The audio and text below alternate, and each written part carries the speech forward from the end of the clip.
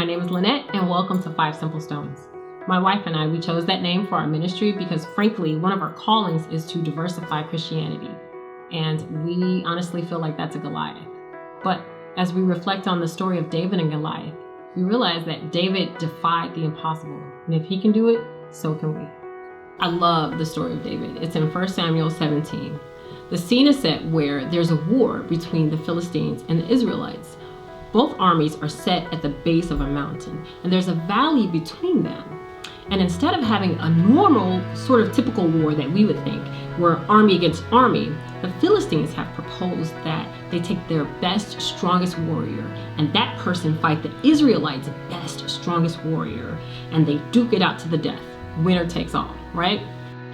Okay, so they produce 9-foot, 9-inch Goliath, wearing over 700 pounds of armor. He comes to the forefront and asks the Israelites, produce your strongest warrior. They don't have one. No one will stand up to Goliath. So this goes on for 40 days and 40 nights. Until one day, David comes to see the troops. He's sent there just to bring food to his brothers and sort of just kind of check up and see how the war is going. He goes to the lines and sees what's going on. He sees that Goliath is taunting and humiliating and degrading the Israelites. And he says, who is this uncircumcised Philistine that he should challenge the armies of the Lord? So David goes to Saul and says, my Lord, I'll fight him. I'll fight Goliath. Saul goes, you can't fight him. You're a kid. You're young. You don't know what you're doing. You're not a warrior. David says, you don't understand. I'm a shepherd. It is my job to keep my sheep safe. When the lions or the bears, when they come after them, it's my job to go rescue them from their jaws. I've gone out and snatched lambs out of bears' mouth. This Philistine is no different. Saul obliges and says, okay. But you can't go out there without armor. Here, take my royal armor. Take my armor. So David agrees and puts the armor on. Problem is, David has never used armor.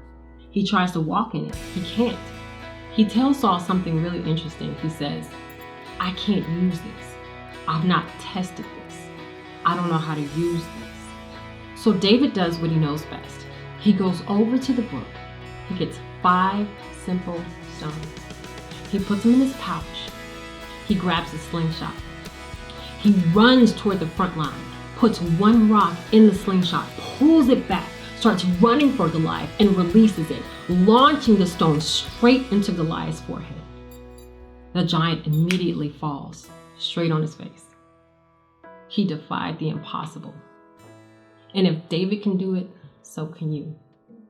If David is anointed, so are you. He used what God had already trained him on. He used the things around him to defeat the giant in front of him. Maybe you're facing a giant. Maybe it's addiction. Maybe it's an eating disorder. Maybe it's a loss. Maybe it's a financial crisis. Whatever your Goliath that you're facing, you can do it. You can defy the impossible.